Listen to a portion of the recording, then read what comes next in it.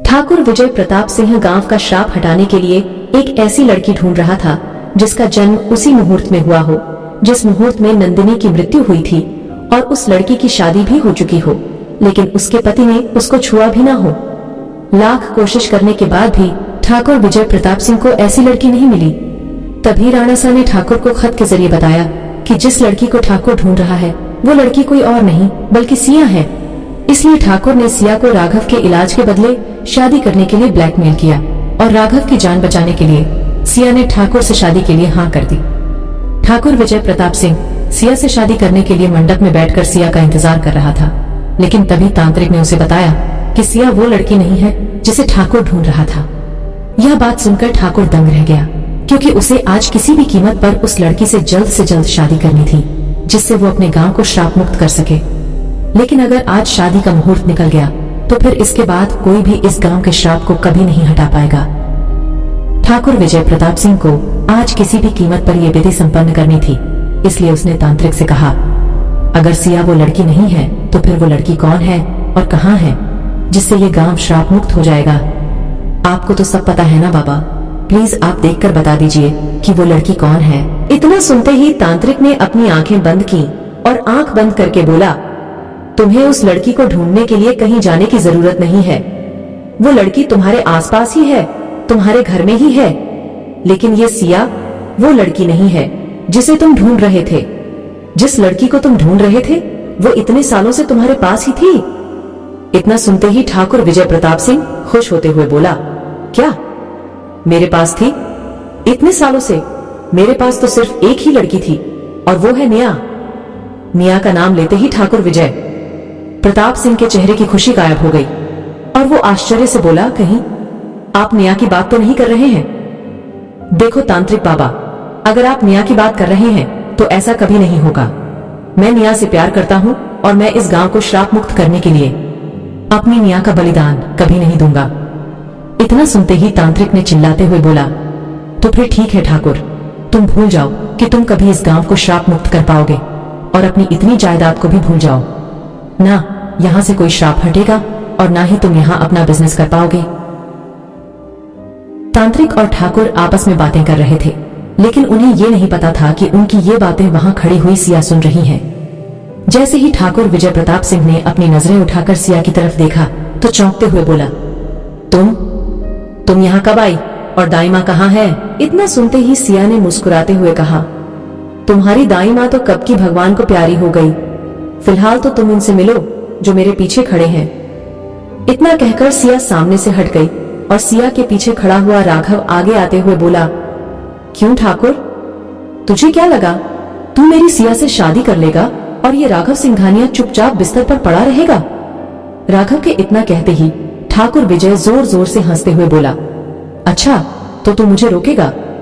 मानता हूँ तू मुंबई का बहुत बड़ा गैंगस्टर है, लेकिन तू एक नंबर का बेवकूफ है। राघव सिंघानिया जो इस रेगिस्तान में अपनी पत्नी को ढूंढने के लिए अकेला चला आया। तू तो शहर का सबसे बड़ा डॉन है ना, तो फिर तुझे यहाँ अपने गुंडों के साथ आना चाहिए था। अकेले क्यों आया तू? राघव सिंघानिया, तूने यहाँ अकेले आकर बहुत बड़ी गलती कर दी, क्योंकि तू यहाँ आया तो है लेकिन यहाँ से वापस नहीं जा पाएगा। ठाकुर विजय प्रताप सिंह की बात सुनकर राघव ने हंसते हुए कहा, तुझे क्या लगा ठाकुर, राघव सिंघानिया बेवकूफ है जो इतना बड़ा गैंगस्टर होने के बावजूद अकेला इस रेगिस्तान में आ गया? अगर तू मुझे बेवकूफ समझता है तो ये तेरी सबसे बड़ी भूल है, क्योंकि झुंड में तो गीदड़ आते हैं, शेर तो अकेला ही काफी है और राघव सिंघानिया गीदड़ नहीं शेर है जो अकेले ही सबका शिकार कर सकता है।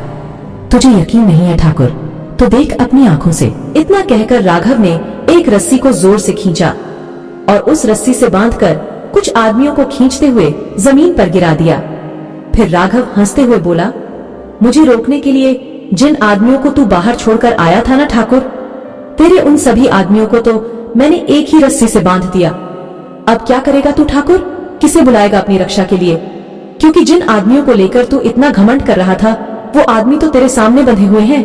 कोई और बाकी है तो उन्हें भी बुला ले ठाकुर। अपने आदमियों को रस्सियों में बंधा देखकर ठाकुर के चेहरे का रंग उड़ गया और उसने घबराकर कांपते होठों से कहा, ये तुमने क्या किया? राघव सिंघानिया, छोड़ो मेरे आदमियों को। मैंने तुम्हारी पत्नी के साथ कोई शादी वादी नहीं की। देखो वो सही सलामत तुम्हारे सामने खड़ी है। कुछ नहीं किया मैंने।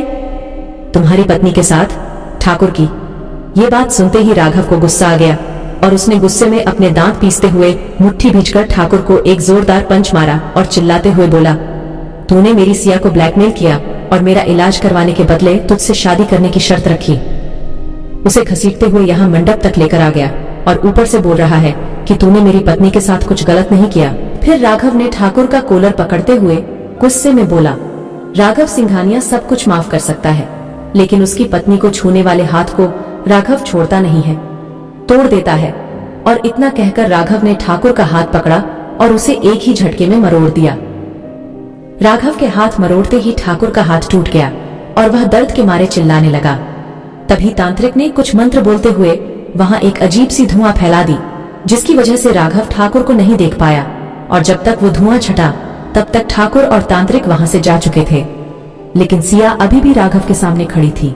सिया को अपने सामने पाकर राघव ने सिया को अपनी बाहों में भर लिया और उसके माथे पर किस करते हुए बोला, सॉरी सिया, मेरी वजह से तुम्हें इस ठाकुर की बात माननी पड़ी, लेकिन अब मैं तुम्हें अकेला नहीं छोड़ूंगा। मैं आ गया हूं ना तुम्हारे पास, चलो अब हम यहां से निकलते हैं।